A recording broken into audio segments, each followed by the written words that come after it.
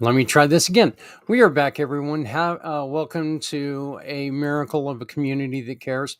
My name is Zak Clayton with Community Pay It Forward, Community Dare to Care, and the PAC channel. We are also broadcasting today on our friends at Things Network. I want to thank Jeremy and the whole cast at Things for allowing us to do this. One of the reasons why we're doing this, and this is going to be a pretty heavy hour, couple hours, I'm sorry. One of the reasons why we're doing this is because we want to educate and we want to make sure that people understand that even though this is a season of joy, there's a lot of pain this time of year. Hence, that's the reason why we're doing this. So we can remember that there are people who are really hurting right now, and maybe we can find a way to help them recover, help them find a way that they can celebrate or something that they can celebrate, help them to move forward in their own life while we make sure that we don't fix them or that we have to make sure that we accept their pain, because their pain is not, it's something that we may not understand, but that doesn't mean that it's not real. So this first segment, one of the things that we were trying to do is get people to talk about their holiday celebrations.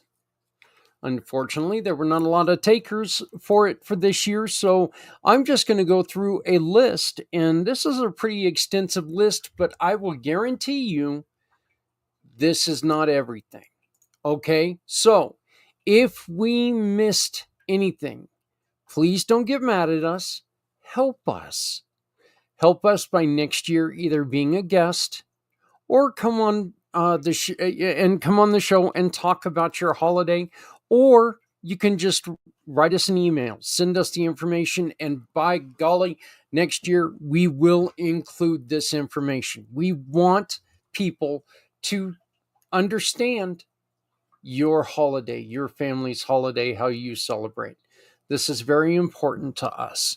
Very important to us. We want to make sure that we understand how everyone celebrates, what they celebrate, and why it's important for them culturally, personally, religiously. I want to know these things. It's extremely important to me. So if we missed something, please contact us. All my information is in the scroll at the very bottom of the page. All you have to do is take and scan that, or you can take and scan this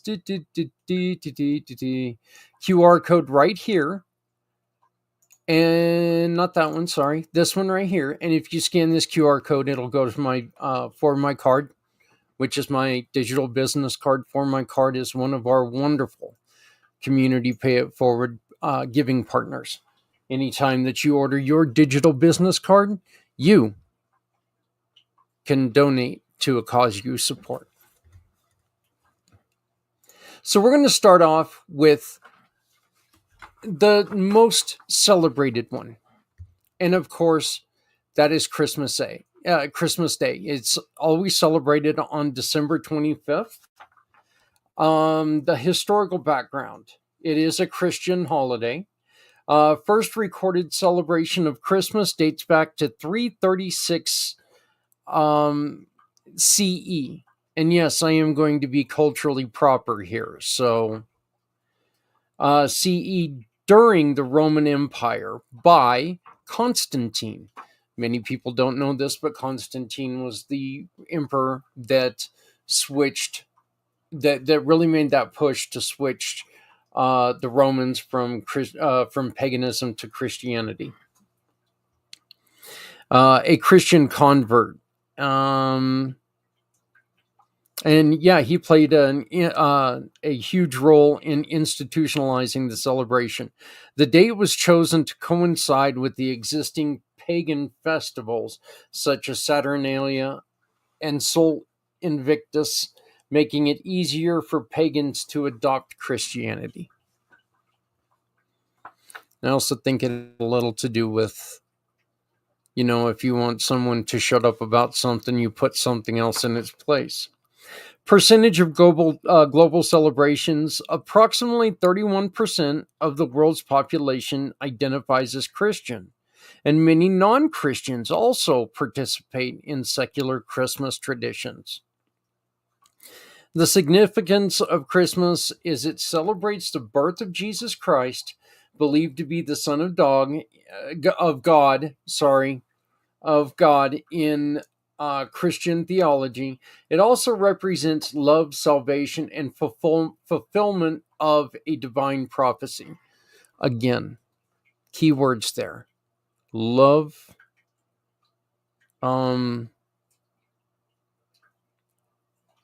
fulfillment, and if you want, salvation as well. I would also, the most important aspects for Christians, attending church services is a huge part of Christmas. Reflecting on the birth of Christ is central. And for secular observers, family gatherings and the spirit of giving takes precedence. So I know my personal family, when we were younger, yes, we went to church. We didn't do it every year, but my parents, being very Christian, they did like to make sure that, the old saying, put Christ in Christmas. This was something important to them. This is the way that we were raised. So I know that there is a huge percentage of the world that just celebrates, hey, this is a day to get new stuff. I'm not going to bash you. I mean, this here proves that this may not be your thing. This is 8 pages, folks. 8 pages. Hanukkah is our next celebration. And something I didn't know until today. The dates vary on Hanukkah. It's not a set thing. I thought it was a set thing. I didn't know. This year, it starts December 25th through Thursday, January 2nd. So this year, Hanukkah actually falls during this program, which to me is just awesome. It's great. It kind of shows what we were trying to do. The historical background. Hanukkah is also known as the Festival of Lights, commemorates the Maccabean Revolt, 167 to 160 BCE, and the rededication of the Second Temple in Jerusalem. The miracle of the oil, and our friend Esther was talking about this. The miracle of the oil that burned for 8 days, despite only enough for one, is central to the celebration. A percentage of the global celebrations is about 2% of the world identifies as Jewish, with Hanukkah being widely celebrated within the Jewish community. The significance, and this is the important part, represents the triumph of faith, perseverance, and the divine intervention that ensured the survival of the Jewish traditions. The most important aspects: lighting of the menorah, which is the piece of the celebration, symbolizing the miracle of the oil and enduring spirit of Judaism. So this now, again, this explains to me why there are 8 candles, because there was enough oil for 1 day of burning, yet it burned for 8 days. So see, again, these are things I didn't know. I had no idea about. And that's why this drive, the miracle, is so important to me, because I love to be educated on stuff like this. The one thing that I do think is a little astonishing here is we went from 31% celebrate Christmas to 2%. So that really does tell you how much of the population really celebrates each of the days. Our third celebration is one I know almost nothing about, but I am extremely curious, and that is Kwanzaa. This is going from December 26th to January 1st. This is an African American holiday. So, and this one, this was kind of neat to find out. The historical background is this was founded in 1966. So, what we're talking, we're talking 80 years ago, 80, 60 years ago almost. So, I mean, yeah, this is very, Jesus, Zach, it's your birthday, you know how old it is. But yeah, so 60, yeah, just about 60 years ago. By Dr. Maianne Karinga. And please forgive me if I mispronounce the name. Maianne Karinga. Kwanzaa was created as a culture and political response to civil rights movement, emphasizing African heritage and unity. The name Kwanzaa derives of the Swahili phrase, Matunda ya Kwanzaa, meaning first fruits. Percentage of global celebration estimates approximate 2 to 3%. 2 to 3% of African Americans actively celebrate Kwanzaa. So again, we are talking about 2 to 3% of African Americans. The significance. This honors they're able to honor their African roots while fostering principles like self-determination, cooperative economics, and creativity. Beautiful.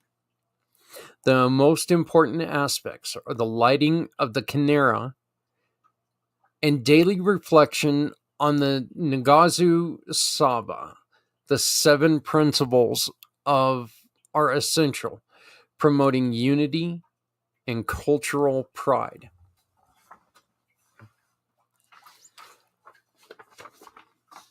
Again, something I know very, very little about, but it is really neat seeing that they are, that is there for them and for their culture. I cannot wait to learn more about this. If you are Jewish and would like to join us next year, please hook back up with me so we can have you on to talk about this next year. If you celebrate Kwanzaa, I would love to talk to you. I would love to learn more. If you celebrate Yule, which happens December 21st through January 1st. Yule is a pagan or a neo-pagan Germanic or Norse roots. So this is one of those that was celebrated by the Norse or the Vikings and the barbarian Germanic tribes. Yule predates Christianity and was observed by ancient German and Norse peoples to honor the winter solstice. The festival marked by the return of the longer days and the rebirth of the sun. Traditions such as the Yule log and feasting have influenced the modern Christmas practices. Percentage of global celebrants. While the exact numbers are hard to determine, Yule is celebrated by many Wiccans, neo-pagans, and followers of reconstructed Germanic religions. Significance symbolizes the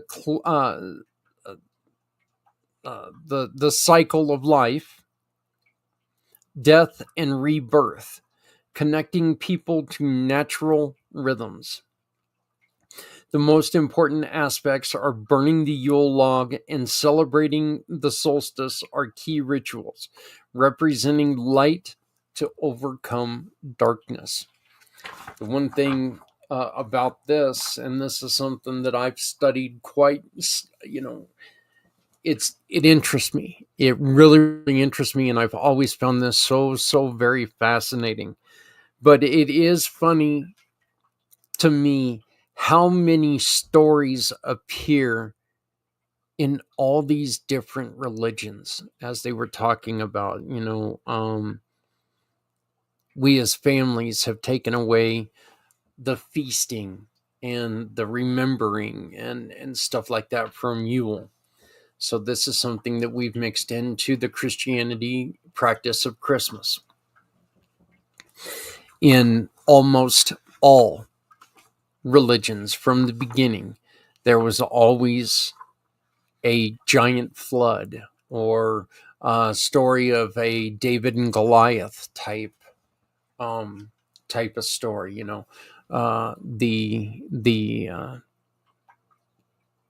The trials of individuals, the trials of Thor.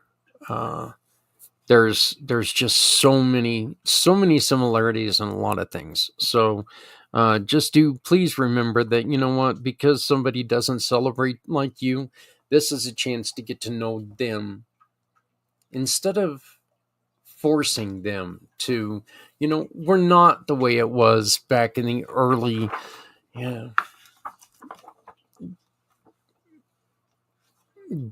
days of civilization. We do have room for more than one religion. This is one that affects a lot of things, and it's the winter solstice. This goes from this is on December 21st or 22nd. I've known it mainly to be on December 21st, mainly, but this is an astronomical celebration. Again, this isn't something that was celebrated by religion. This was celebrated by everyone. It's not even really a celebration. This is a new beginning. Like solstice, or the solstice has been observed by civilizations for millennia, with structures like Stonehenge, Newgrange, aligning to mark this event. Ancient Romans celebrated with Saturnalia, which we will be talking about, and Native American cultures also held solstice ceremonies. This is observed globally through specific ceremonies, and now, though these specific ceremonies are now less common, I really hope that actually stops and that comes back a little bit. The significance marks the shortest day of the year in the Northern Hemisphere and return of longer days, symbolizing renewal and hope. The most important aspects are recognizing the transition in nature and celebrating new beginnings through feasts, storytelling, and rituals. So this is a beginning. That was just the first 5. When we come back after this wonderful little program that was brought to you by one of our newest community pay it forward partners, I will continue this. But this is a holiday meditation. So if you want to take some time and find yourself a nice quiet spot to get a load off your mind, maybe you're getting ready to cook and you're going to be stressed out. Let's take some time. Let's relax. Let's breathe through, and let's make sure that you're taking care of yourself in this very, very stressful time. So again, please enjoy the holiday meditation with Carole Hodges. Well, eventually, I guess.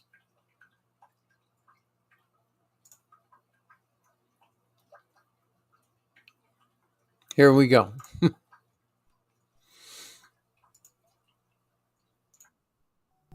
As we begin, take a deep breath and relax. If you are in a car, either pull over and stop, or turn off the CD until you can get to a place where you can sit comfortably for at least 20 minutes with your eyes closed. Now take a deep breath and relax your stomach as you exhale. Continue to breathe, and on your next exhale, sink deeply into your chair. Close your eyes and release any tightness in your face and jaw. Allow your shoulders to soften. Release any tension, letting it drop away. Enjoy this time of quiet and peace. With your next breath, feel yourself floating up into the clouds. You drift away, leaving any concerns behind. Drifting and floating, you look down below and see an open meadow, a large field of grass open to the sky. In the middle, you see an immense fir tree. It is a holiday tree, sitting alone, awaiting your visit. Breathe in the scent of evergreens.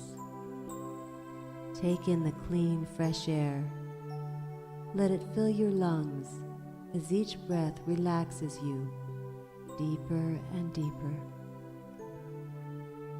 Now, begin to gather the people around you who will participate in this special ceremony of release and renewal.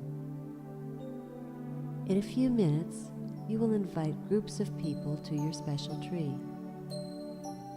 This is an opportunity to release energetic ties with each of them.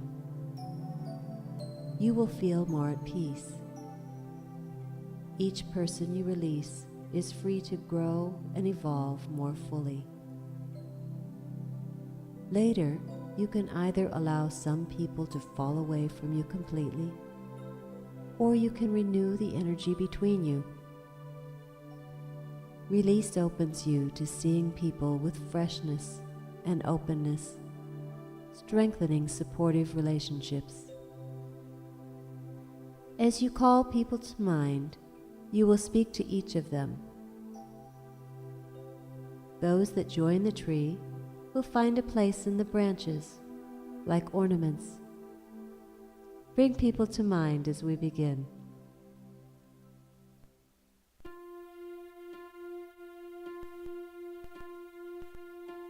First, invite exes to come to the tree. Ex-husbands or wives, ex-boyfriends or girlfriends. As they arrive, ask each one of them, "Do you fully support my magnificence and the direction I'm taking in my personal evolution?" If they say yes, you may let them go or ask them to stay. If they say no, definitely have them stay. Now invite childhood and school friends to come. Bring them gently into the branches and ask, "Do you support my magnificence and the direction I'm taking in my personal evolution?" If they say yes, you may choose to have them stay or allow them to leave. If they say no, then absolutely have them stay. Remember, you can reconnect with anyone easily just by thinking of them. Continue to breathe deeply. Invite your friends to come. As they float into the branches, ask, "Do you fully support my magnificence and the direction of my personal evolution?" If yes, you may ask them to stay or allow them to go. But if they say no, absolutely have them stay. Now, remember work associates. Invite co-workers and employees. Ask each of them, do you fully support my magnificence and the direction of my personal evolution? If they say yes, you choose whether they stay. If they say no, absolutely have them stay. Invite your clients, people you serve. If you are a teacher, invite your students. See them join the branches and ask, do you support my magnificence and the direction of my personal evolution? If yes, they may stay. If they say no, definitely have them stay. Invite bosses or anyone who has ever acted like a boss. Ask each of them, do you support my magnificence and the direction of my personal evolution? If yes, choose whether they stay. If no, absolutely have them stay. Invite your teachers and those who have taught you in any way. Ask them, do you support my magnificence and my personal evolution? If they say no, definitely have them stay. Take another deep breath. Invite extended family, cousins, aunts, uncles, and their families. Ask each of them, do you fully support my magnificence and the direction I'm taking in my personal evolution? If they say yes, they may stay. If they say no, definitely have them stay. Invite your siblings, brothers, sisters, anyone who has acted like a brother or sister. Do you fully support my magnificence and my personal evolution? If yes, decide whether they will stay. If no, positively have them stay, knowing that you can reconnect whenever you want. Invite children. Your children, even if they are grown. Children you know. They may be special to you in some way. Ask them, do you completely support my magnificence and the direction of my personal evolution? If they say yes, then you decide whether or not they will stay. If no, absolutely have them stay. Invite grandparents and anyone who has acted like a grandparent. Whether they are alive or have passed, they are here now. Ask them the question. Let them take a place in the tree. Now your parents and anyone who has acted like a parent. See them. Ask, do you fully support my magnificence and the direction I'm taking in my personal evolution. If they say no, absolutely have them stay. Invite your partner,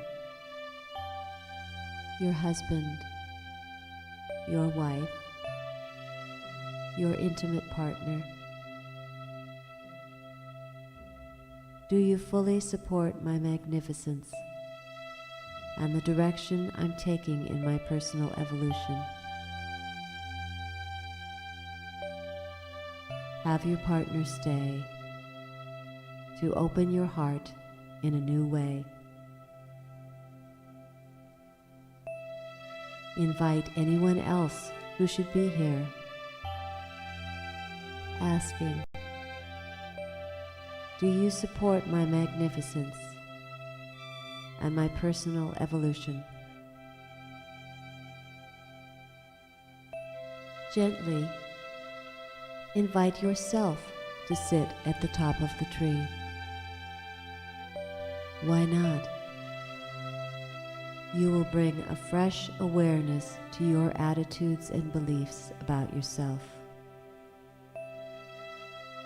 Notice you can be both in the tree and looking down on it.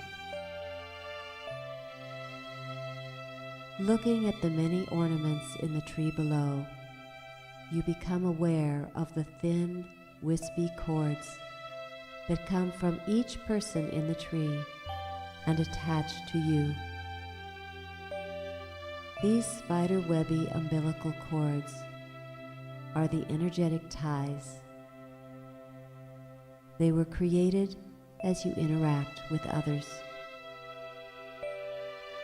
You can clearly see the web of energetic ties below. In a moment, you will have a conversation with all the people in the tree. What you will say is something like this: I forgive you. Do you forgive me?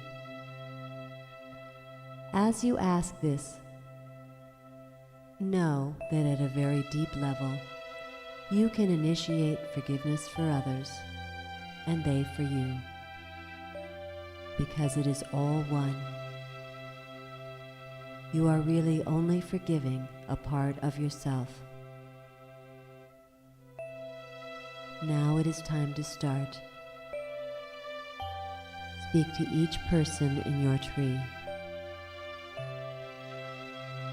I forgive you. Do you forgive me?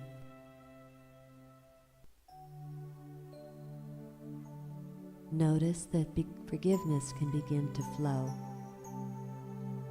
perhaps slowly at first, and then more easily. Notice that you can both give and receive forgiveness. Understand that you are only forgiving a part of yourself. Know that you can do this now, forgiving and being forgiven, gently and easily.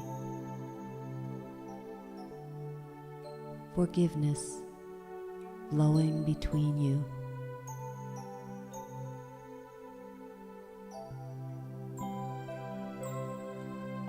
Now begin to see a ball of light glowing above your head. The light becomes brighter and more brilliant, coming ever closer. As the huge ball of light floats right above your head, you feel calmness and warmth. Your crown chakra opens to receive. The light becomes liquid, flowing in a constant stream to every part of your body. passing through your forehead, throat, heart, solar plexus, sexual organs, down your thighs and to your feet. You feel the warm, flowing light, infinite source of love, truth, healing. Every cell of your body fills with a calm sense that you are fully and completely loved. The power of spirit is complete in you. Light flows freely within you, comforting and soothing. So much liquid light fills you. You cannot hold it all. It overflows down the energetic ties to every person on the tree. Infinite love and light reaches from you to every person below. And as you bask in the warmth of love, inspiration, and healing, you notice how good it feels to share your light. You continue to be filled with flowing light as each of the people below glow ever more brightly with love and light and healing, until everyone is filled with the incredible healing light flowing through you. In this moment of completion, it is time to release the energetic ties. Up and to your right, you see large steel blades appear.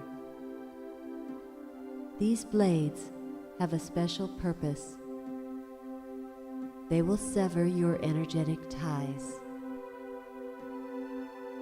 And as you watch, the blades zoom in, and in a single stroke, they sever the ties between you and everyone on the tree. The sight below is incredibly beautiful. As energetic ties drop, every person below illuminates the tree with their individual beauty and light. You pull any dangling ties into yourself and become whole. Then, to your amazement, all of the people below begin to float away.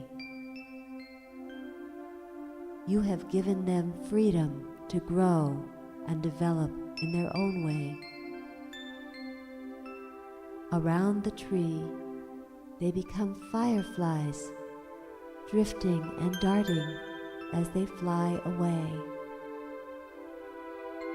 Breathe in the beauty as the individual lights move around the tree and slowly disappear. As you watch the light, you feel warm, knowing that you have given each person a gift of freedom and blessing. You release each person to be more fully themselves. When you are ready, it will be easy to reconnect with anyone by just thinking about them or speaking with them. When you do, you will have new understanding.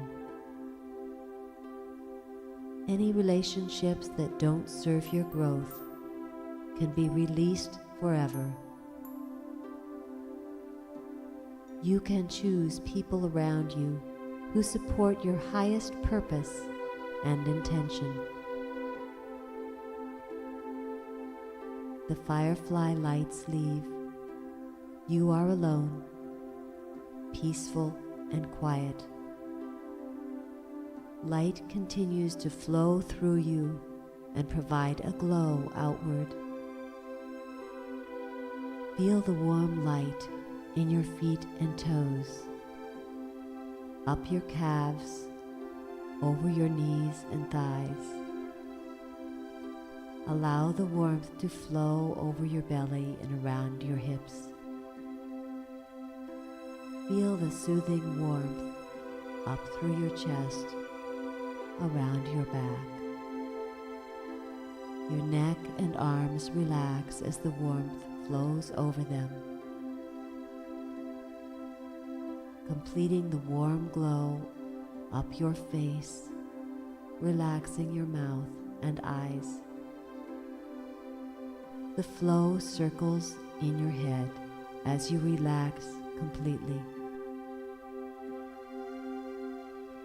Magically, light flows from your head to your toes, filling you with wholeness, healing, and love. You reverberate with changing color, shimmering and flowing. You are open to wonder, connected to all that has changed within you.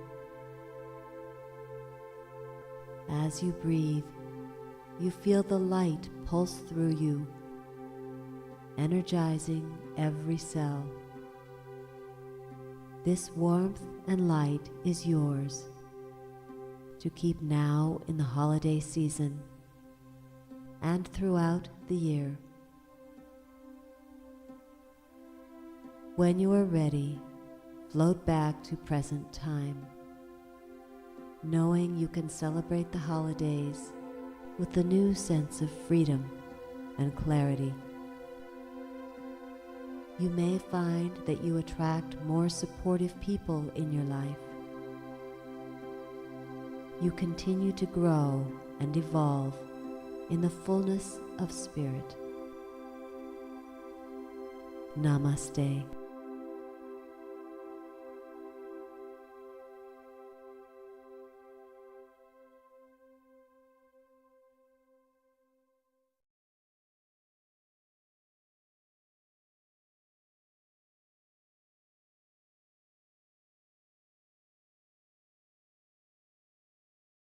Atol's Wonderful Christmas by Henley Santa, illustrated by Mudassir Abid, with an introduction by Michael Rosen. As far back as Atol could remember, he'd always wanted a dog. He asked his mum every year and she always said, "We'll see." At last Mum said, "Santa will bring you a dog this Christmas." Just before Christmas came around, there was a great flood and the river burst its banks. The dog that Santa was going to give Atol was washed away in the flood.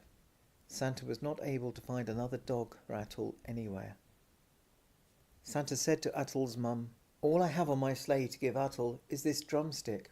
I will load it with Christmas magic and we will see what happens. I must give him a present because he is such a good and kind boy. As soon as I finish my last few deliveries, I will look for his missing dog."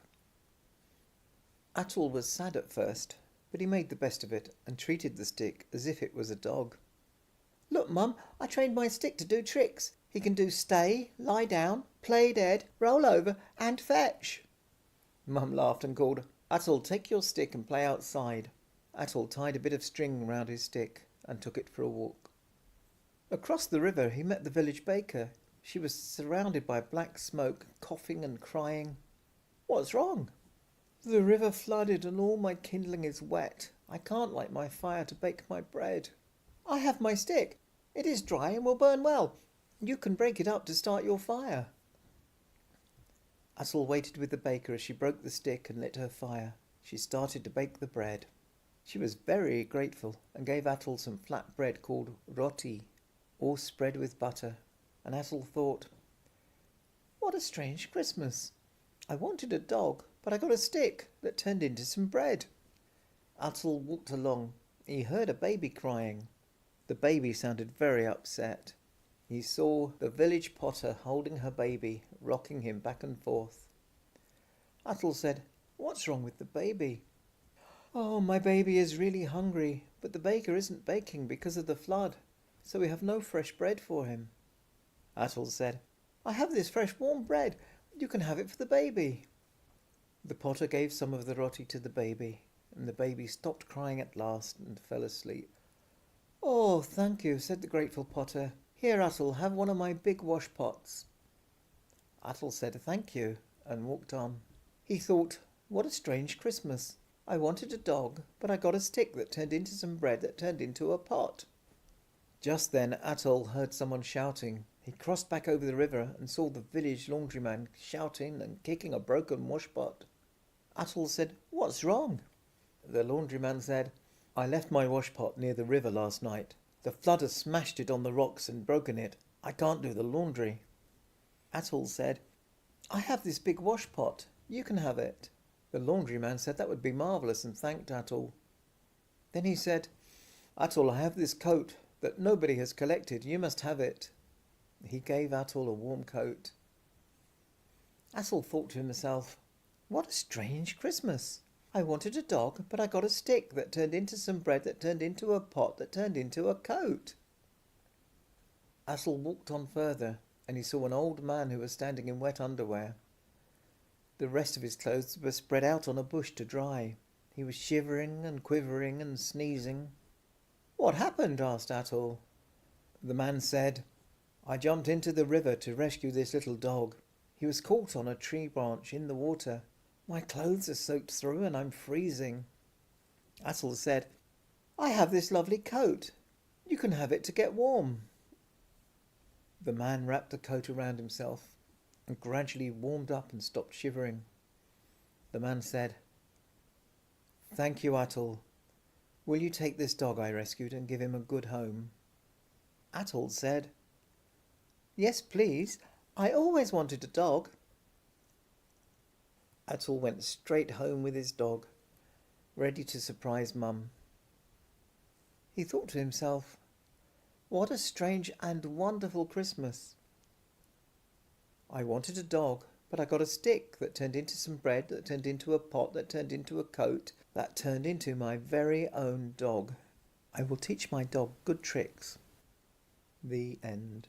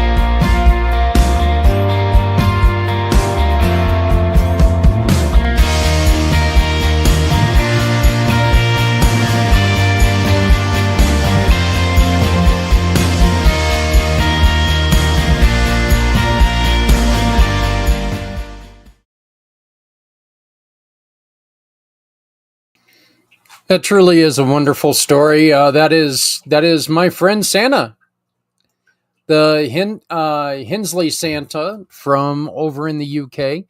Just one of the gentlemen who is helping us out with this. You know, Santa took a break from his world travels to read a couple stories for us. So you're going to hear one more story while Santa is over Hensley. In the UK, he stopped to record a couple with me. So you're going to hear those. And then you're going to hear from another Santa that is right here when he was right here in the US. And he stopped and took and recorded a couple stories for us. We're going to be playing those a little bit later on. So kids, I really hope that you can take and tell mom and dad that you want to watch and as Santa Claus reads his stories, and then And then remember, here in a couple hours, we're going to replay Maggie van Galen as she reads The Banana Tree, which was her book, her first book, right here. And the author of this book, which is the first in the series of The Adventures of Kino and Ernest, was the first thing that we got to do on the first hour of the event. We are now entering into hour number 4. So I welcome you to a community. A miracle of a community that cares. If you would like to learn more about what we're doing this year, leading up to next year, because this will happen again next year, and we would love to have you on board. Please scan this QR code and you can see what's going on. If you'd like to participate, we would love to have you. No better time to get prepared than starting right now as we continue to go on, to move on through this show and to educate and bring people together. We left off with the winter solstice last hour, learning a little bit about what is going on in the world and what people are celebrating and what it's about. We talked about Christmas. We talked about Hanukkah, Kwanzaa, Yule, and the winter solstice. Next up, we have Bodhi Day, which was celebrated on December 8th. This is a Buddhist religion, Bodhi Day. The historical background, this day commemorates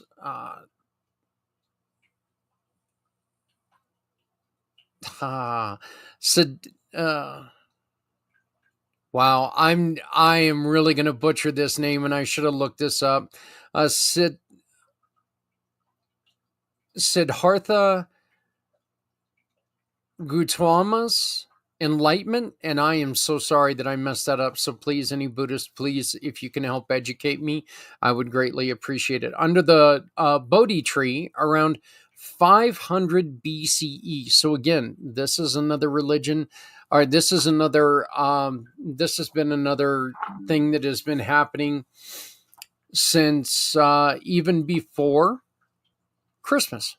So this has been celebrated for, well, pretty close to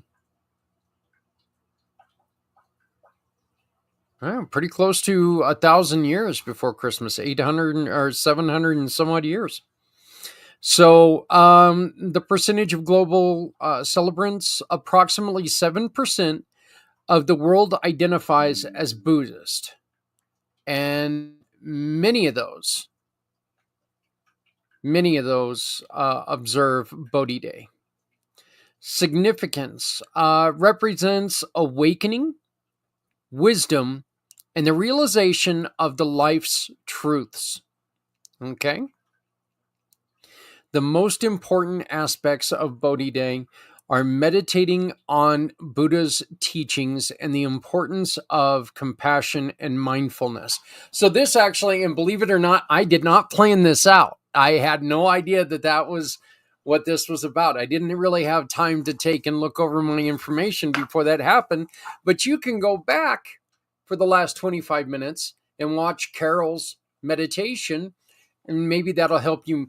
I don't know if you're like me, but I am terrible at non-meditated or non-guided meditation. I have to have somebody walking me through meditation. And then if it gets to where you have to do chants or any of that stuff, or any I consider it like self-idolization, I'm no good at that. I just, look, I can relax and not talk about me. I don't want to talk about me. I want to relax my mind. And when I talk about me, I get a little frustrated. Even here now, I'm feeling, ugh. So maybe next year On Bodhi Day, which again, just so where'd it go? On the 7th of December, 8th of December. I'm sorry about that. Maybe you can take and get with us, and we can get you that recorded message from Carole. But don't wait until then. Make sure you go back and listen to that, because it is relaxing and it will help you get through some of the last minute things that you have to get done. December 6th is St. Nicholas Day, and this is a European Christian holiday. St. Nicholas was the 4th century bishop in Myra, modern-day Turkey, known for his generosity and miracles. His legend inspired the modern-day Santa Claus traditions. I remember watching something on the Discovery Channel the other day where they were talking about there was a family who couldn't eat, and he threw money through their window, and that brought up the whole chimney thing to where he, that's what inspired that, him coming through the home and dropping money through a window. So but yeah, many of his stories about generosity and some of the great things that he did for the people in his community, that he's the reason why we've got Saint Nick, ergo the gentleman who just told our story a minute ago. Percentage of global celebrants. This is celebrated primarily in Europe, especially in countries like Germany, the Netherlands, and Hungary. Significance. Honors the spirit of giving and kindness embodied by St. Nicholas. Again, if you have like HBO Max, or you have Discovery on demand, go back to Expedition, whatever, Josh Gates show. It's Discovery Channel, so everything's the Josh Gates show. But he did a wonderful job on explaining Santa Claus and Saint Nick. So go back and watch that. Do yourself that favor, because it helps to understand why. Okay. And I think it's also something that's really good if you're one of these people who believes that we're kind of losing the religious aspect. It really does kind of tie in the way that we give. Look, I understand what you're saying about that. I'm never going to be one that's going to throw more religion at anything. It's just me. But I really think that if you understand that this is based off somebody who was sainted, you understand that this is part of the celebration of everything. So, but the most important aspects are the art of giving, often small tokens or treats reflecting on the saint's charitable legacy. Thank you, Mr. St. Nicholas, for being a good guy. I just realized this too. This is one, I think this is where the celebration of those poinsettias, Las Posadas is our next one. Number 8, Las Posadas, December 16th through the 24th. This is Hispanic Christians. The historical background originating in 16th century Mexico. Las Posadas reenacts Mary and Joseph's journey to Bethlehem. The tradition was introduced by Spanish missionaries. Percentage of global celebrants. predominantly observed in Mexico and Latin America, with growing popularity in the U.S. Hispanic communities. So that is great, because we're finally finding one that's growing. So this is one that more people are finding, that are learning more about. And that's really what, again, that's what we want to do. We want to know why somebody celebrates the way they do. We don't want to discount the way that they learn things. So Las Posadas is growing in the world, and especially here in the US. The significance is it reinforces the themes of hospitality, faith, and perseverance. Again, no room at the inn. You can sleep out in a little shed outside in the manger. Most important aspect, the nightly processions and reenactments are vital, emphasizing in community and devotion. And this one is going to embarrass the hell out of me for one reason. My son arrived here on Friday with his very beautiful Japanese girlfriend, Maka. He grew up in Japan, well, obviously. And so I'm going to try to say this word and really embarrass myself in their eyes. I'm glad that they are upstairs, because they're not used to, real time zones. I mean, it's already tomorrow there in Japan, so they're really confused right now. Amasoka is the best guess I've got. It's called Amasoka, and it is celebrated on December 31st. The cultural origin is Japan. Rooted in Shinto and Buddhist practices, Amasoka focuses on purification and renewal to welcome the new year. The traditional dates back centuries. Again, one that's very old.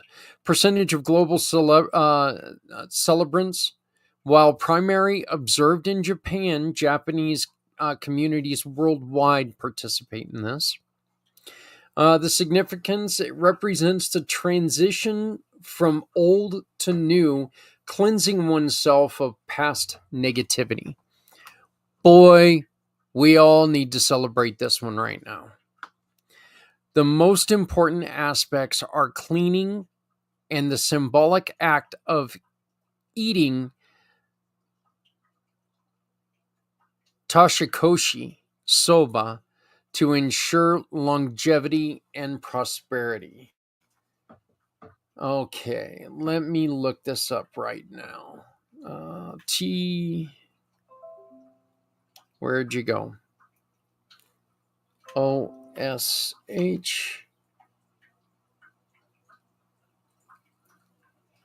Not TT. TOSHIK.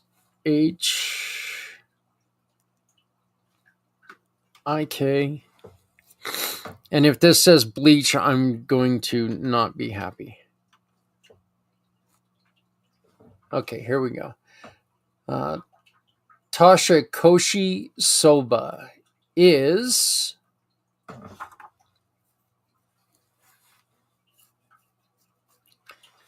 sorry about the slowness of the computer.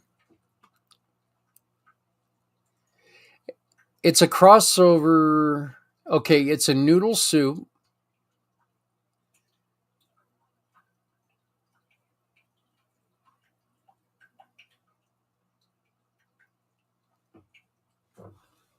And this is according to Wikipedia.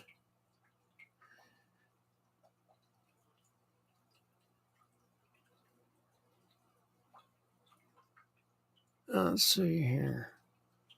I'm trying to find all of the recipes.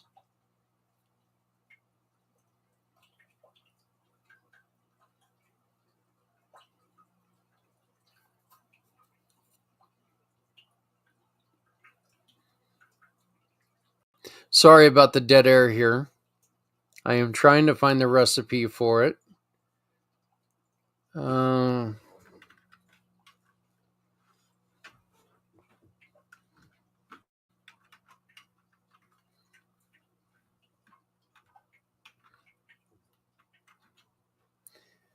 look at that right there.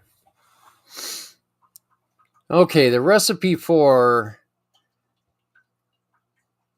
Toshikoshi soba. Yep, I already don't like it.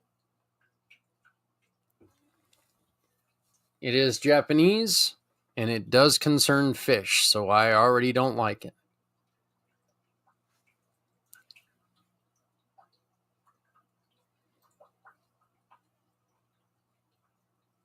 It doesn't look terrible, but let's see. What table of contents? Where's the jump to the recipe?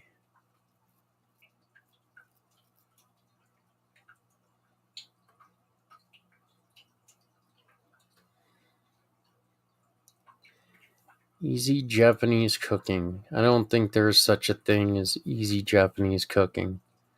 I know every once in a while I make a few dishes that are very complex. Dried soba noodles, which are buckwheat noodles, water. Kombu, which is dried kelp. Katsubushi,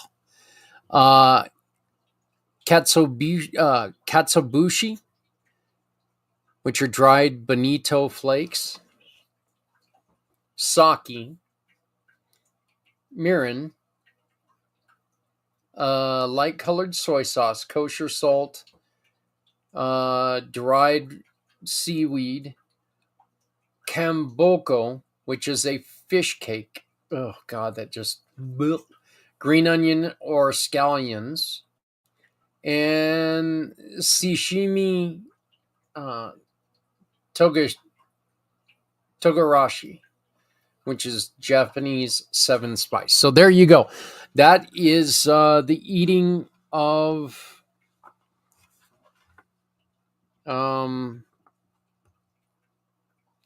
Toshikoshi soba. So sorry about the dead air there. You know what? I was just interested because, like I said, my son's here with his beautiful girlfriend. Her I guess it's her second time in the United States, but it's first time ever here in Colorado. So she's just a wonderful person so far. You know, she struggles a little bit with her language, but she knows Japanese, which means she's a hell of a lot smarter than we are. I don't think you understand how many different dialects there are in the Japanese speech. I know my son went to college for it, and he's still got certain dialects that he has no idea what they're saying. So, and I don't know. We have accents. They have dialects. So, yeah. Our next is Festivus. This is a secular or one that's pop culture. Okay, December 23rd. So guess what? As I am recording, it is Festivus. The historical background is this was first introduced in 1997 episode of Seinfeld. Go figure. Festivus humorously critiques the commercialization of holidays. Interesting. So I'm already kind of over Festivus. Percentage of global observers celebrated by fans of Seinfeld and as a quirky alternative tradition. Significance challenges traditional holiday norms, focusing on simplicity and humor. The most important aspect, the airing of grievances and light-hearted commercial spirit. Or communal spirit. Sorry, communal spirit. Sounds like one hell of a day today. So, I got to go to the store later on, so I'm looking forward to everybody who's celebrating Festivus. Boxing Day. This is one that I watch a lot of Canadian television because I watch a lot of hockey. So I hear quite a bit about Boxing Day, but I have no idea what it is. So this is great. December 26th. Cultural origin, British or the Commonwealth, which is, of course, Canada. And historical background, dating back to the 19th century, Boxing Day originally involved giving alms and gifts to the less fortunate. I already love Boxing Day. A percentage of global celebrants observed in the UK, Canada, Australia, and other Commonwealth nations. Excuse me. Significance is highlights generosity and leisure after Christmas. Most important aspect, giving to those in need and enjoying time with family and friends. I love Boxing Day. Boxing Day might be my new favorite holiday. We might have to start celebrating it here in Colorado. So, Saturnalia, December 17th through 23rd. So today, again, as I am recording, this is the last day of Saturnalia. This is the the Roman pagan celebration. Celebrated in ancient Rome to honor Saturn, the god of agriculture. Saturnalia includes feasts, gift giving, and reversing social roles. It influenced many Christmas cultures or Christmas customs. Percentage of global observers, historically now celebrated by modern pagans and history enthusiasts. The significance is it symbolizes abundance, equality, and renewal.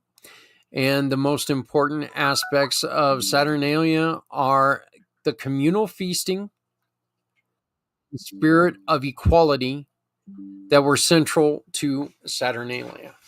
So, yeah, that, that right there, they were celebrating to try to get better crops for the year, so what a wonderful, wonderful day. Now, when I get back from this next video, what we're going to do is we're going to talk a little bit about New Year's and the celebration of this will strictly be the our Americanized New Year, and it's actually not just Americanized New Year.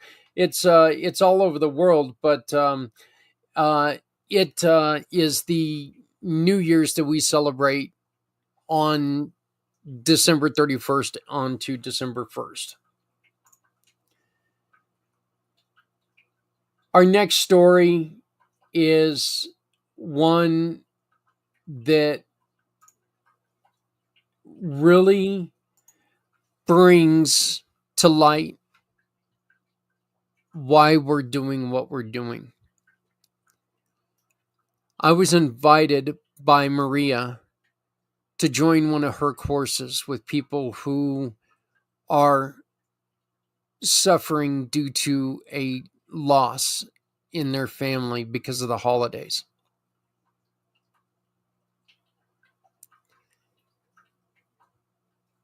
And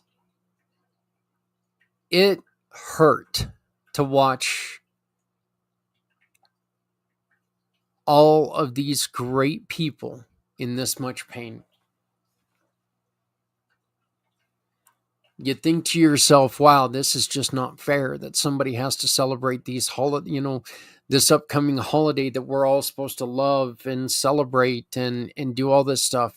we're supposed to, we're expecting them to just take and celebrate with us. And, Maria brings up a lot of great points about, she lost her son to cancer. And she heard a lot of things. And a lot of these things were just, they're kind of a slap in the face. So I'm very proud because Maria is a sister in the giving partnership. But this is a wonderful, wonderful, wonderful story that I got to talk to her about. This is Maria Belinac from Healing Heart.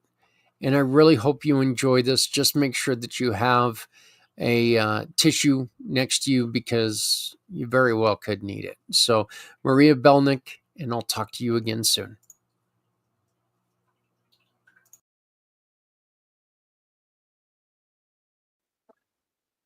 One of the reasons why we're doing this program here today, A Miracle of a Community That Cares, is because this is a very hard month for some people. My next guest knows how hard these seasons can be for people.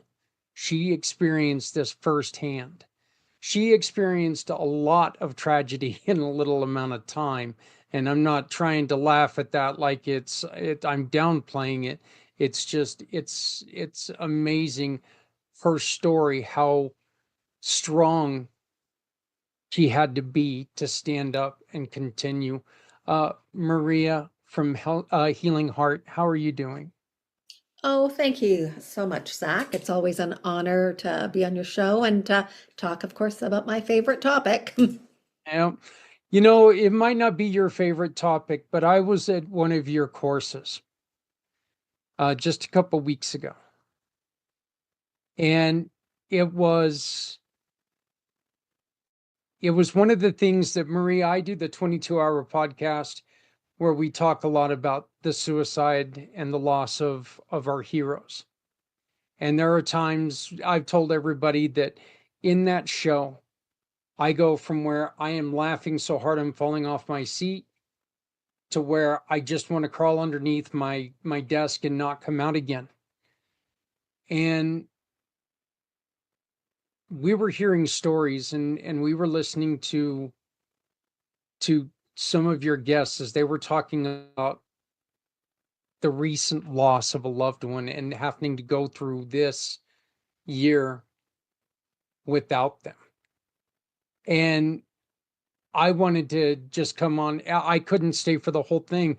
And I just came on and wanted to express my gratitude to him. And I felt like I had a frog the size of Chicago in my throat. It was mind blowing how wonderful you put that together and how much you were helping those ladies. Can you tell people about your story and what led to this wonderful program that you've put together? Oh, thank you so much, Zach.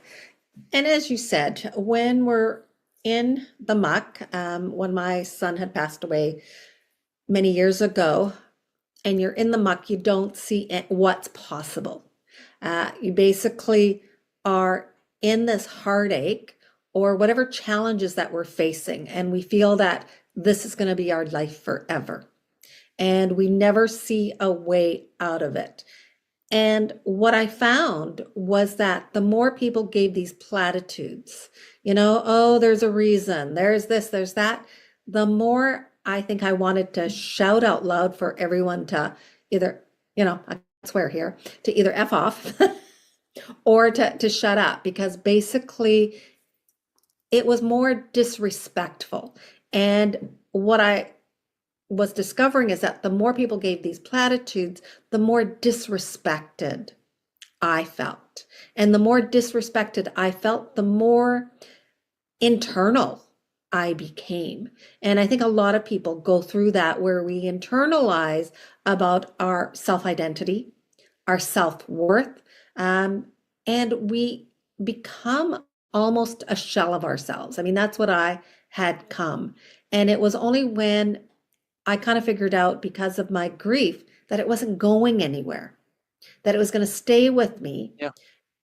And that was when it almost felt like this burden had been lifted off my shoulders. It's not to say that life became any easier or anything like that. It's just this freedom that you get saying, I don't have to hide anymore from my feelings, from what I'm thinking. And if the people around me don't get it, it's not my problem anymore. It's theirs, right? Because we're all dealing with challenges that we have in life. And one of the questions that you're really talking about is when people come up to you and they've got the attitude of, oh, are you still on this? Or, when are you going to get over this? And it's just an insensitive question. I'm pretty sure that people don't come up to you very often. I'm going to say very often because we know that there are certain people out there who just have no boundaries, and they don't mean it as in an insult to you. It's just kind of one of those things that, you blurt out and you're like going, wow, I really could have handled that differently. But it's one of those questions that is asked of you that you're like, wow, you're a jerk. How could you ask me that? Because you're talking about the loss of a loved one. There is, as you said, there's no getting over that. I know one of my very best friends in the world, John Vogels. He talks about how after the loss of his son, Bladen, at 3 years old, Bladen would be 12 now. And John talks about it as, I still wake up every morning with the worst case of heartburn I've ever had. My heart still hurts every day. You're never going to get over it. Mm-hmm. And that's exactly why I called it healing heart, because our hearts, I mean, they're not broken in the sense of, because our hearts do not look like the heart shapes that we constantly draw or what. So they're not in actual fact broken. We feel broken. And in healing our heart isn't about getting over anything. It's not getting over the death of someone, and it's not forgetting anyone. It's remembering with love and acknowledging the sorrow and the pain that we feel and turning that into sometimes a purpose.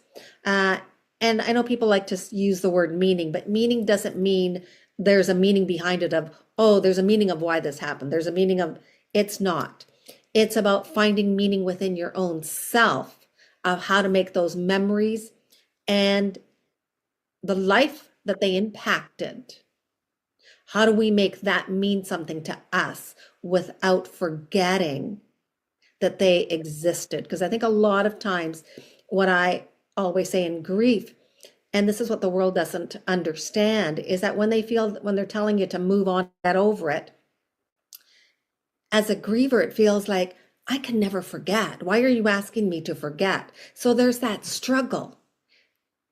And yet we forget that they existed, or the other people kind of don't. As a griever, we never forget.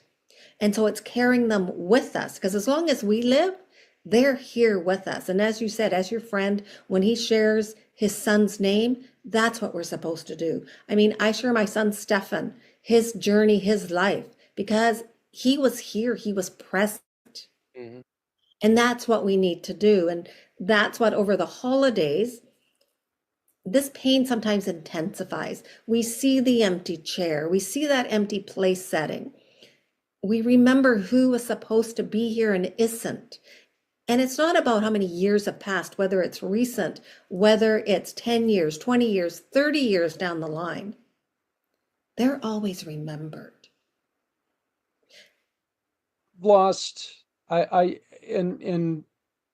I've lost people in my life where I remember, my grandfather I lost when I was 15 years old. And I still, every time that the holidays come around, I still remember spending holidays with him, the holidays I did get to spend with him or with my grandmother and stuff like that. And that's where my losses are at. And I'm old enough to where, I've learned how to, those losses no longer crush me every year. They still affect me every year. I find more motivation in them now than I did before. It's like I remember how, Mom and Grandpa did this. I think I want to try to do that and carry on that legacy. But that's something that comes with a lot of time. That's something that comes with a lot of personal growth and personal. I don't know if this is the correct way to say this. Please correct me if I'm wrong, but personal acceptance of the situation, not acceptance that they're gone. It's hard to accept that they're gone, but acceptance of your situation. And everyone's going to be different. And that's the thing about grief. Everything's unique. And at any time, you can feel differently. And that's why sometimes I think there's no one, well, there isn't one size fits all. And to put on that expectation and the pressure that someone is supposed to do it one way, or because of the holidays, well, yeah, it's the holidays, so you're supposed to be celebrating. You're supposed to put that smile on. You're supposed to be cheery. No, there are days, I mean, maybe some years you want to go out and put the decorations on. Some years you just look at it and you're going, nah, I don't have the energy. I just want a simple flower. Or maybe I'm just going to have a candle this year. And I think we need to give ourselves that permission, that acknowledgement to say, you know what? This year I don't feel like celebrating. This year I don't want to do things. And it's okay if I don't. It's okay if I want to go out and be around people and be cheery, and to say, you know what, this year I just want to have things simple. I want to have it quiet because I just want to be not surrounded with people who are partying. So again, I think people have to go with what feels right for them. Maria, how do we talk to the people who are going through this, and how do we tell them, how do you convince them this is your life that you're going through? Okay, if you need to, how do we convince them it's okay to pull back a little bit but not pull back completely?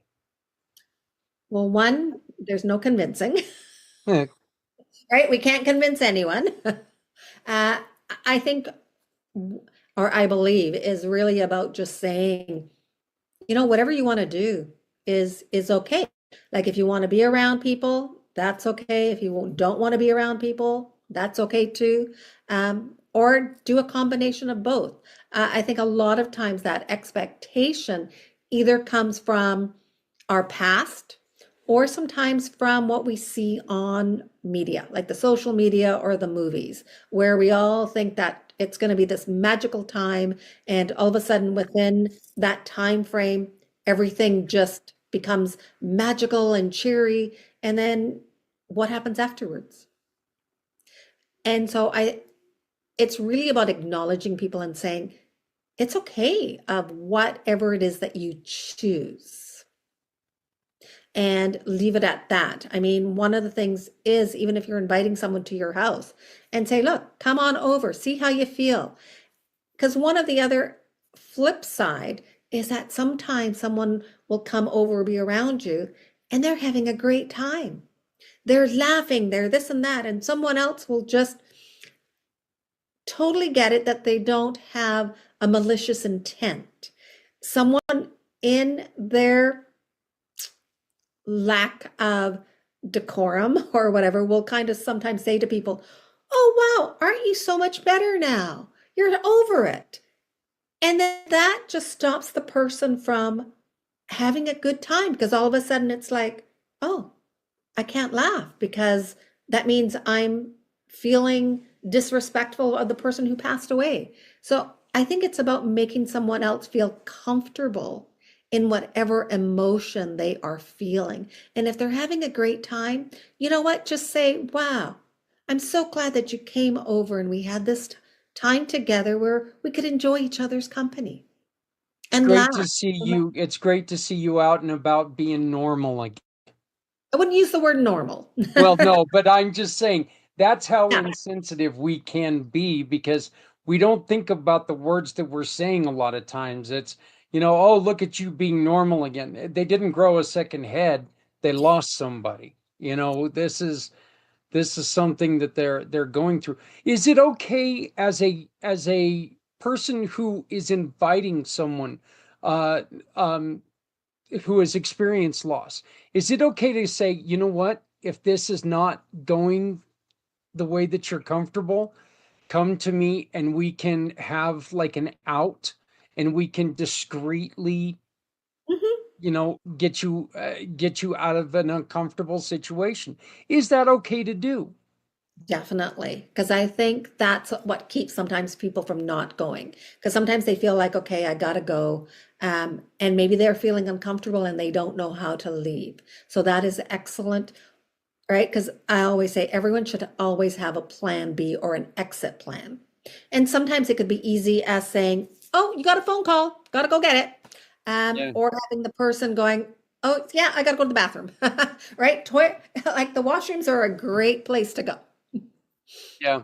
Well, and it's I think one of the other things that you probably should do it is try to make sure that you're not introducing this person as, well, hey, look, if you don't see this person smile, it's because they lost somebody recently. No, treat them with the respect of just introduce them, include them, right?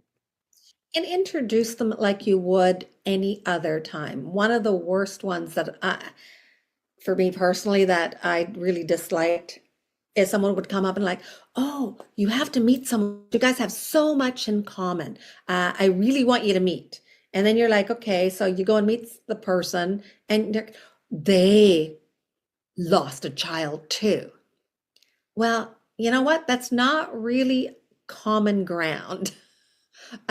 It's not something, yes, it might be a commonality. I mean, I'm sure we could ask anyone, say if you're having a party, anyone at the table, if they experienced loss, I'm sure everyone at some point in their life has experienced loss. And that is the aspect that at times it's kind of like, yeah, commonality is not because I'm going to introduce you to someone else that said, "Guess what? They lost their grandparent too. So did you." There's a common ground. It's not like introducing me to somebody who, hey, look, they're another Devils fan, I mean, hey, there's a conversation you kind of want to have. Yes. Okay. You don't want to meet, so, well, I guess I'm supposed to meet you because, you've had misery in your life as well. So let's be miserable together there. That doesn't make a lot of sense. Um, how often are your classes, are your get-togethers? So in starting in January, I'm going to be having, and I haven't really decided on what it's going to be called. So weekly, right? I do offer a 6-week program, which we meet weekly, and then I also give 15-minute sessions for people who need the extra time, or whenever you need that sort of extra support. And that will be starting in February, my program. Okay. And people can find out more information about this by visiting you on LinkedIn. Yes, they can come on LinkedIn or send me an email at hope@mariabelanic.com. Okay. Maria, I want to give you one. I want to give you an opportunity to really tell people about Healing Heart and about what you do. That way, people who are experiencing maybe these difficulties and maybe see you as a way to help them through what they're going through, they can contact you. Can you just give us a little bit on Healing Heart and exactly what you are doing with Healing Heart? Definitely. Thank you so much, Zach. So Healing Heart that I've created comes from the care framework that I've developed. And the care framework is about giving yourself compassion, having acknowledgement and awareness of your emotions and your thoughts. It's also about recognizing and releasing the guilt and the regrets that we carry. And it's also about evolving and empowerment for yourself.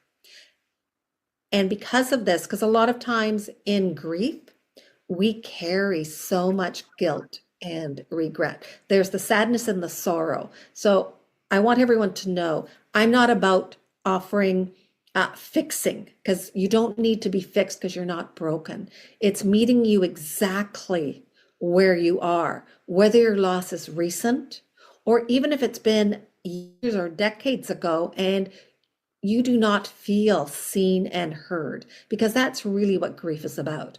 Grief is about honoring who you are, who you're becoming, and honoring your loss and your loved one, but also to be seen, to be heard. I want to ask you one more question before I let you go. And this was something I just kind of started thinking of.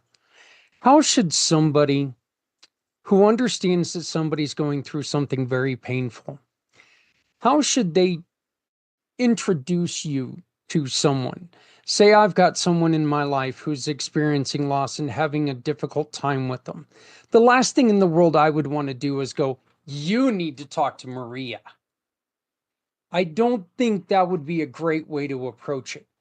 In your opinion, in your experience, and with what you've went through, how can somebody take and say, hey, you know what? I heard a lady speak who I think might help you, but not make it sound like you need to talk to her. Yeah. She's going to change your life forever. Because it is, it's true. And I mean, as soon as someone says you need help, it's like, what do you mean I need help, right? We all Yeah. have that defense mechanism. Mm-hmm. Basically, I would say, look, I've talked to someone, I met someone, or I know of someone who offers grief support, right? She offers a 45-minute heartfelt call.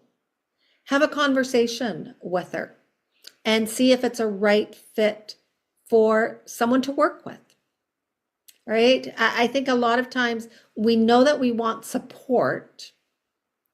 However, sometimes we don't know what kind of support we want. And so a lot of grievers are looking for support. It's a lot of times it's like, where do they find that support?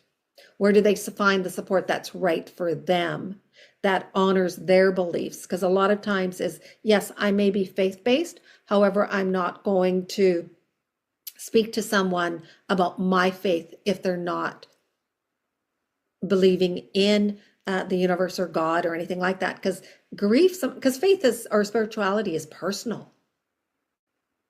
And so, And the truth is that it doesn't, in the end of it all, it doesn't matter if someone is Christian or Muslim or Buddhist or what. Loss is loss is going to mean pain for people. Loss is going to mean recovery time is needed. Loss is going to mean it's all going to mean something different, but it's all going to mean the same thing, that loss is loss, mhm, right? yeah, yeah. I always go, when you're asking a griever to accept, part of it is like, the griever already knows who's passed. They already know what their loss is. So they don't need to accept that. Acceptance, that's why I don't usually use the word acceptance. I use acknowledgement, because acknowledgement is about the feelings and the thoughts that we have. What is it that our bodies are going through? What is it that someone is struggling with, which is different than what someone else is? Maria, if somebody is wanting to find a way to introduce you to a loved one, um, and they're just not sure how to ask, can they approach you and ask, hey, look, this is the situation. How would you go about the introduction? Would you be willing to take that phone call? Oh, definitely. Yes. Right. I mean, they can send me an email at hope@mariabelanic.com. And again, I am on WhatsApp. So anytime they can contact me through there or text. Well, Maria, our partnership has meant the world to me. I greatly appreciate everything that you have done, and I appreciate the invitation that really opened my eyes a couple weeks ago.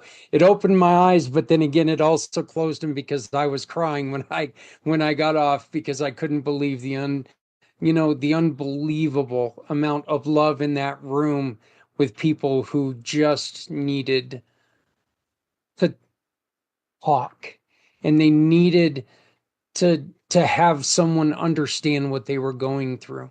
And I appreciate you coming on to our event here to talk about something that, it's an unfortunate fact that there are going to be hundreds of thousands of people out there this time of year that are going through this for the very first time or the fifth time. And there's still that fact that they're still looking across at that empty chair. Yeah, yeah. And that's really what everything is about creating that space of love where people can feel comfortable and safe in sharing their vulnerabilities because they know that this space has no judgment. It's judgment free. It's basically to be seen and to be heard and to know that they're not alone, that there's someone there that walks with them. Well, again, I greatly appreciate you joining me. Thank you very much for being open and honest and talking to us about this. Again, this is a perfect place to understand that, look, this is a time of joy. This is a season of joy. This is a season of happiness. But you've got to remember, this is also a time of year that is very, very difficult for people. Understand that. Be open to the thought that, you know what, I'm going to be a little bit careful about what I say. You know, look, we all let stupid stuff slip every once in a while, but just remember, you know, they're not back to normal. Things are not, oh, it's good to see everything's better in your life, or you're back to the way you should be. They're where they should be because this is the way they feel. So, but again, Maria, thank you so very much for joining us and being part of the miracle. Thank you, Zach. It's always an honor having a conversation with you. Right. I am very honored to be sitting here with a brand new friend. I've met her at a couple networking events, and she's starting a networking event for everyone out there. That they're going to be releasing the information here pretty soon. It looks like Community Pay It Forward is going to be a huge part of that. But she is here to wish everyone participate in a miracle of the community that cares. So, Holly, I'm leaving it up to you. Oh, thank you, Zach. Yeah, the holiday season used to bring me a lot more joy than it does now. I will tell you that. I still love it, but I miss my kids and grandkids. I don't get to see them as much during the holidays because I moved away from them. But that was my choice. But I do love this season, and I do wish you a happy season. One of the reasons why happy we're holidays, doing this Merry program Christmas, here today, Happy New Year, and just think that this can be the brightest time of your life if you make it that. Search for somebody to serve if that's what you need. If you need somebody to serve you, just ask for that and somebody will show up when needed. So happy Christmas. I hope you have a great new year. Holiday, or Holly, sorry, Holly Holiday. There we go. Holly, would you like to just send a special message to your kids and grandkids? Sure. Yeah. Okay. Shelby, Cheyenne, Zach, Amy, Taylor, Samantha, Alexis. I love you all and your significant others. And then my grandkids. I miss my little Rowan. That would be, I think, going on 18, but he passed away. But we've got Del Rey, Blakey, Henry, Lexi, Channing, and Camden, and Zach, and Melody, Maisie-Ann. And then I have Eva and one I don't know. I don't know if I'll ever get to meet her, but I love her just the same. And hopefully that situation will turn around. But I love you guys. Merry Christmas. Well, I'll tell you, your kids did you quite the favor by, giving them easy names to remember. At least the Zach one did, that's for sure. So well, I heard Zach in there twice. So pretty popular name right now. So, yeah.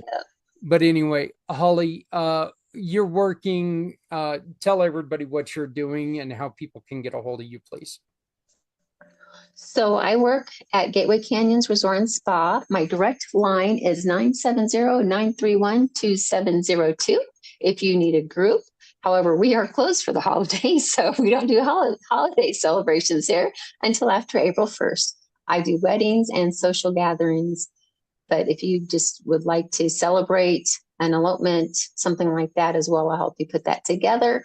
But I'm also, like Zak said, putting together a community called People for People, and that is nationwide.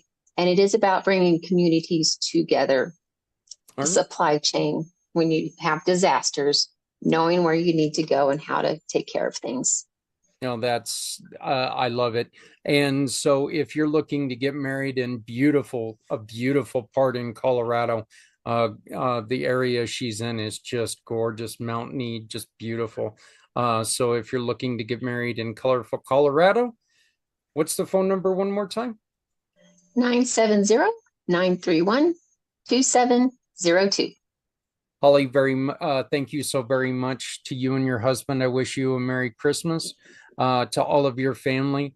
I hope that you all get to see this. Your mom can tell you. I'll let her know exactly when this is going to show. You can pop on and see your mom's message to you. So, well, Holly, thank you so very much. Thanks, Zak. Have a great day. You too.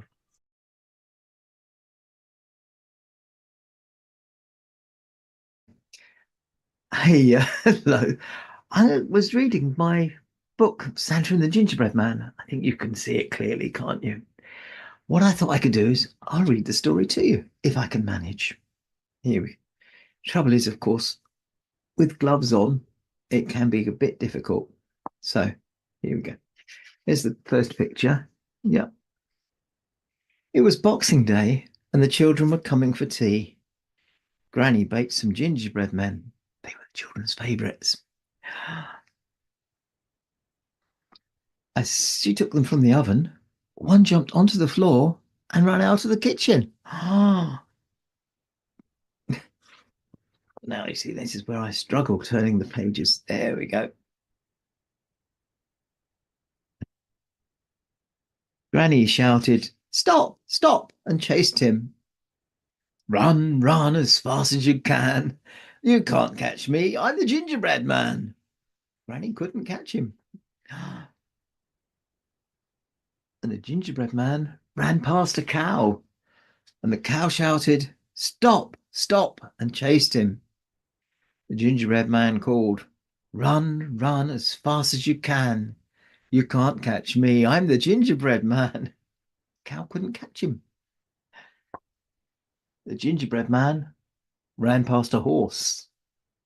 The horse shouted, "Stop, stop," and chased him.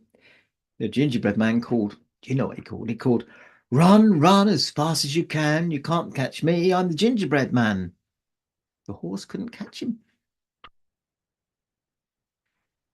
Oop, turned over a lot of pages here. Actually, I think the one was wrong there. There he is. The gingerbread man ran past a dog.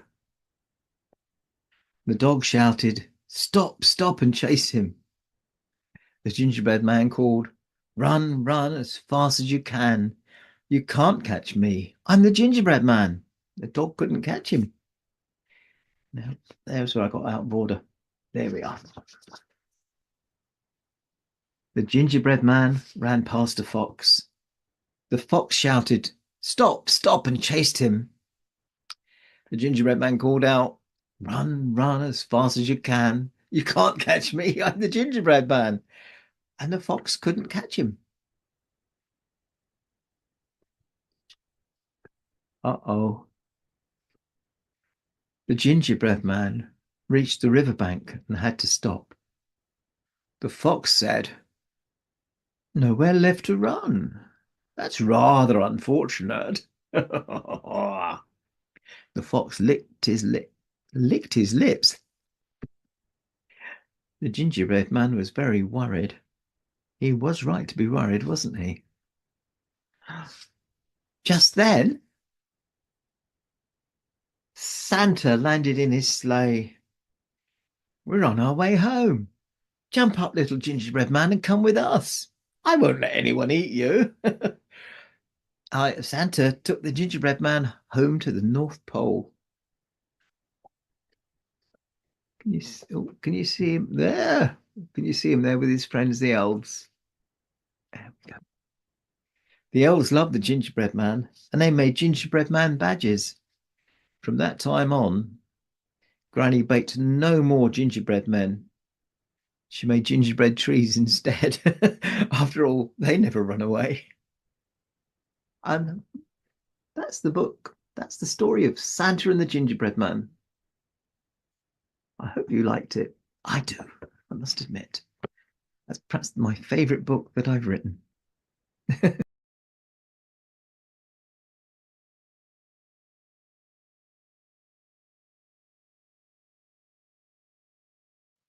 Whoever said ignorance is bliss never ran a business. Did you know the vast majority of businesses don't make their products accessible to people with disabilities? And did you know that the collective buying power of people with disabilities is over $2 trillion? And if you're a business owner, you need to know how to make your business accessible so you're not leaving this money on the table.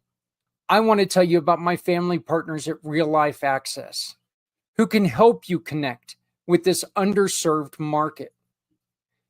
Real Life Access clients experience 3 amazing things. First, a reputation for accessibility that brings customers to your door.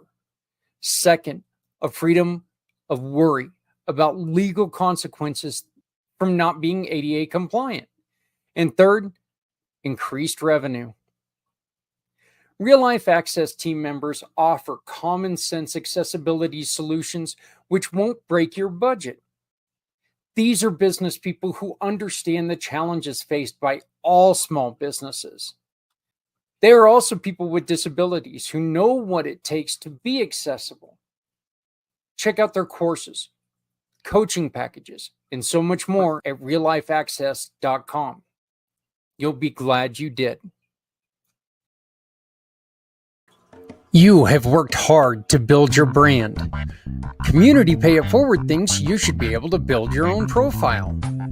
And now, thanks to ZWorld Webs, you can. Start by scanning this code, choose your package, and share the important information your future clients need in order to find you. Because when they find you, we can help everyone. No one needs to go it alone.